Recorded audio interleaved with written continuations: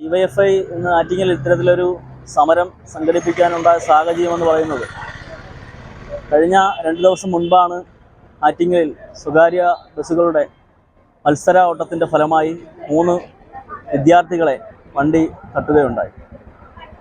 ആ തട്ടിയ വിദ്യാർത്ഥികളെ ഒന്ന് തിരിഞ്ഞു പോലും നോക്കാതെയാണ് പ്രൈവറ്റ് ബസ് ആ മത്സര ഓട്ടം വീണ്ടും തുടർന്നത്. ഇതുമായി ബന്ധപ്പെട്ടും അതോടൊപ്പം ഒട്ടനവധി സംഭവങ്ങൾ നേരത്തെ സൂചിപ്പിച്ചതുപോലെ വിദ്യാർത്ഥികളെ തട്ടുന്നതായാലും അമിത വേഗത മൂലവും പൊതുജനങ്ങളാകമാനം ബുദ്ധിമുട്ട് അനുഭവിക്കുകയാണ്. അതുമായി ബന്ധപ്പെട്ട് നിരവധി പരാതികൾ പോലീസിനും അതോടൊപ്പം RTOയ്ക്കും ഡിവൈഎഫ്ഐ കൊടുത്തിരുന്നു. ഇപ്പോൾ ഈ ആറ്റിങ്ങൽ പാലസ് റോഡ് എന്ന് പറയുന്നത് മുൻകാലങ്ങളിലെല്ലാം 1 വേ ആയിരുന്നു. ഇപ്പോൾ അത് 2 വേ ആണ്. അപ്പം ജനങ്ങളെല്ലാം ഈ ബസ്സിൻ്റെ 2 റൂട്ട് വരുമ്പോൾ അമിതമായി പൊതുജനങ്ങൾ വലിയ ബുദ്ധിമുട്ട് അനുഭവിക്കുകയാണ്. അതുമായി ബന്ധപ്പെട്ട് കഴിഞ്ഞ ദിവസം RTOയുമായും പോലീസുമായി ചർച്ച നടത്തി ഇവിടെ 1 വേ ആക്കുന്നൊരു നിലയുണ്ടായി. അപ്പോൾ അധികാരികൾ ഇന്നലെ അത് മാറ്റുന്ന ഒരു സ്ഥിതിയാണ് ഉണ്ടായത്.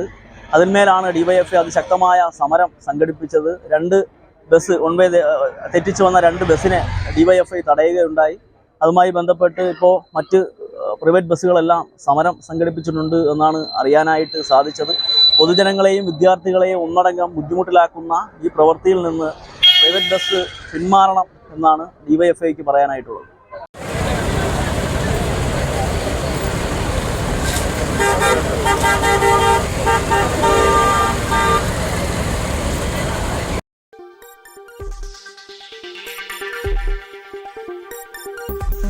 ഈ വാർത്തകൾ നിങ്ങൾക്കായി അവതരിപ്പിച്ചത് ആലങ്കോട് റേബിനിൽ നിന്നും പർച്ചേസ് ചെയ്യുമ്പോൾ ഹോൾസെയിൽ വിലയ്ക്കൊപ്പം ഏറ്റവും കുറഞ്ഞ പണിക്കൂലിയും കൂടാതെ കൈനിറയെ സമ്മാനങ്ങളും.